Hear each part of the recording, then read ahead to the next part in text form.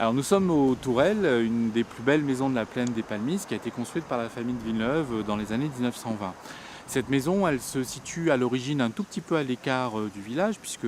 l'église, la mairie se trouve vraiment en contrebas dans un endroit qu'on appelle aujourd'hui le premier village. Cette maison surtout se trouve le long de l'axe de circulation qui relie Saint-Benoît à Saint-Pierre, donc elle est extrêmement visible par tous les voyageurs, tous les passants en fait qui traversent ce village de la plaine des Palmistes.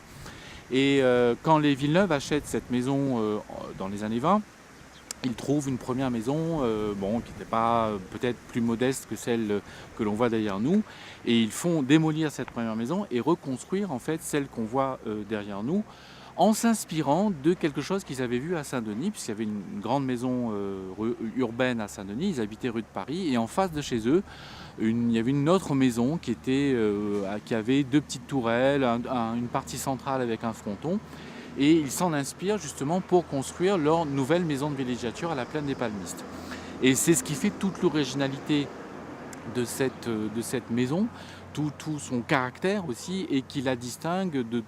dans toute l'histoire de l'architecture à La Réunion. Il n'y a qu'une seule maison comme celle-ci dans l'île et on l'a sous nos yeux. Cette maison, comme vous pouvez le voir, a une varangue au milieu. Cette varangue, elle est fermée par des fenêtres, par ce qu'on appelle des menuiseries à petits bois, donc c'est extrêmement raffiné. On a travaillé toutes les fenêtres avec des petits carreaux, etc. Cette varangue, elle est fermée parce qu'on est à la plaine, et à la plaine des Palmises, il peut faire très beau comme aujourd'hui, mais il peut aussi faire très mauvais, il peut aussi pleuvoir, il peut aussi faire humide. Donc pour pouvoir profiter de cet espace, pour pouvoir profiter de cette varangue qui est vraiment un espace à vivre, où on discute, où on prend le café, où on joue, etc., etc. On a fermé en fait cette varangue pour la rendre plus utilisable, plus confortable en fait. Et aux extrémités de cette varangue, on a mis ces deux petits tours, en fait, tourelles, qui a donné aujourd'hui le nom à la maison, dont les façades sont recouvertes de bardeaux. À l'origine, elles n'étaient pas couvertes en bardeaux, et c'est lors de la restauration que l'on a posé les bardeaux en fait sur les quatre faces en fait de ces deux tourelles. Et ce sont deux éléments complètement indépendants de la maison, même s'ils sont reliés par la varangue, dans la mesure où on a une pièce au rez-de-chaussée, une chambre au premier étage, avec chacun son escalier. Il y a donc deux petits escaliers qui permettent de desservir l'étage. Et cette grande varangue, cette façade, elle est vraiment mise en scène puisqu'on a profité justement du fait que la maison est sur une sorte de petite colline pour vraiment la mettre en valeur au sommet de cette colline et lui donner tout son cachet. Et surtout, quand on est à l'intérieur de la varangue, on jouit d'un panorama absolument extraordinaire sur les montagnes, les magnifiques montagnes du massif du Piton de la Fournaise qui se trouve juste en face, et ce qui fait tout l'agrément en fait de cette maison. Comme dans toutes les maisons créoles, la maison des Tourelles, en fait, il y a la grande façade ostentatoire qui donne sur la rue, donc cette grande façade de maisons de notables, de grands propriétaires terriens, donc qui vient passer ses vacances à la plaine des Palmistes. Et sur les côtés et à l'arrière, comme on peut voir derrière nous, en fait, il y a d'autres varangues plus petites, plus modestes, qui collent en fait et qui correspondent à l'usage de cette maison et à la vie domestique, puisque dans ces varangues, on peut venir s'y reposer, on peut laisser les enfants jouer, on peut préparer aussi les repas, par exemple comme la varangue arrière qui était connectée à l'origine à une cuisine qui était à l'extérieur de la maison. Bref, ce sont des espaces très intimes, ce sont des espaces qui n'ont rien à voir avec la grande varangue de devant, mais qui participent du bon fonctionnement en fait des maisons créoles traditionnelles. Alors, les toitures de la maison des Tourelles en fait sont elles aussi caractéristiques de la façon comment on construit en fait traditionnellement à La Réunion. C'est-à-dire que chaque partie de la maison en gros possède sa propre toiture et on connecte ça avec des gouttières, etc. Donc là on voit derrière nous qu'il y a déjà les deux toitures des deux tourelles, puis la partie centrale de la maison a sa propre toiture et l'arrière de la partie centrale de la maison a également elle sa propre toiture. Et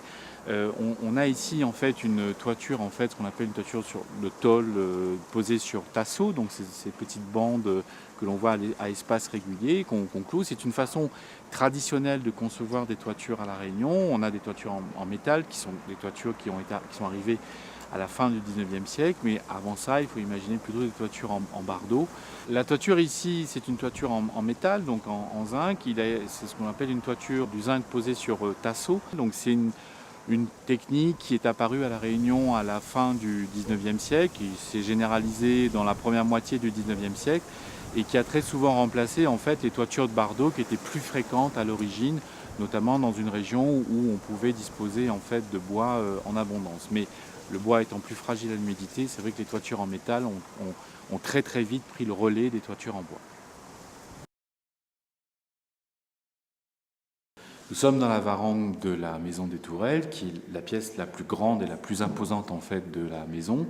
et dont le sol est constitué d'une mosaïque de carreaux de ciment cloisonné qui date des années 1920, au moment où on a reconstruit la maison sous la famille de Villeneuve, et qui est aujourd'hui le seul élément authentique de la maison, puisqu'en fait tout ce que vous voyez, les murs, la charpente, les menuiseries, etc., les plafonds, le décor de lambrequin,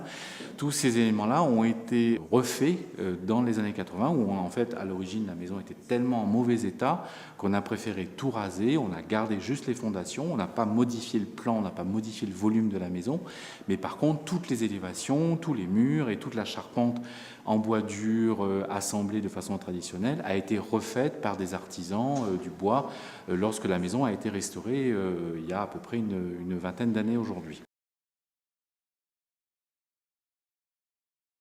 Alors, à maison exceptionnelle, jardin exceptionnel. Le jardin de la maison des Tourelles est l'un des plus grands jardins d'agrément qui subsistent à la plaine